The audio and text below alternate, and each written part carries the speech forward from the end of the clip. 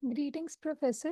So for the third lab, the first question was, what does it mean for an arc to be consistent?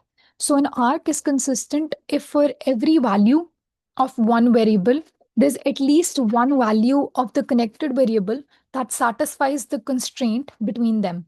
So taking an example, if the constraint is A not equals B, then for A equals true, B must have at least one possible value like false, which works. And what does second question was, what does it mean for a network to be consistent? So a CSP network is arc consistent when every arc between values, or I would say between variables, satisfies the rule in both directions. So that would mean that for every pair of connected variables x and y, all values in x domain have at least one valid value in y's domain, and same like vice versa. What are all the possible outcomes of the arc consistency algorithm? So this was the third question.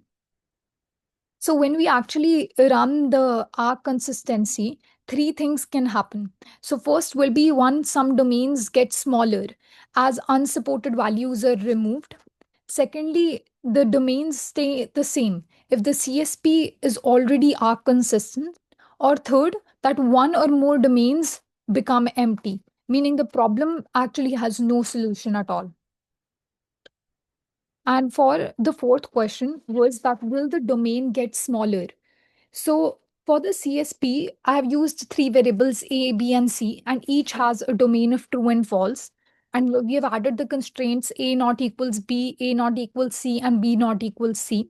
So when I run that arc consistency, what would happen would that none of the domains get smaller because each variable still had both true and false in its domain. So my answer would be no, that the domain did not shrink. So our fifth question was, does arc consistency guarantee a solution? Even if all the variables they have different or multiple values in their domain, it would not guarantee a solution. Arc consistency would only check that there's no local conflicts between pairs of variables, but there could be some global conflicts in those pairs. And those global conflicts can prevent a full solution. So the answer is no, that the R consistency does not guarantee a complete solution. And then moving on to the verification, which I have done in AI space. So let me just quickly show that diagram. So this is what I have built. Let me just reset it. Um,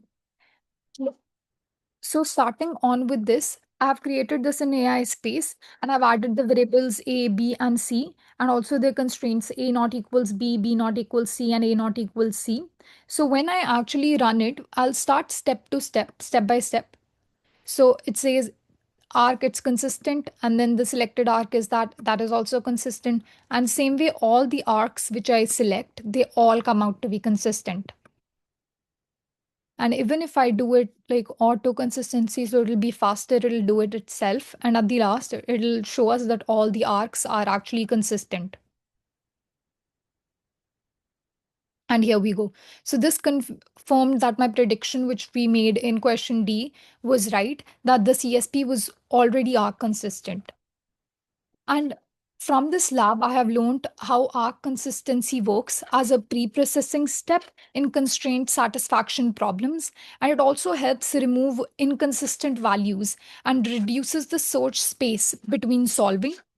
And I have also learned that even if the CSP is arc consistent, that does not mean it will always have a solution. So you need to search or higher order consistency, you need to make those checks to fully solve it.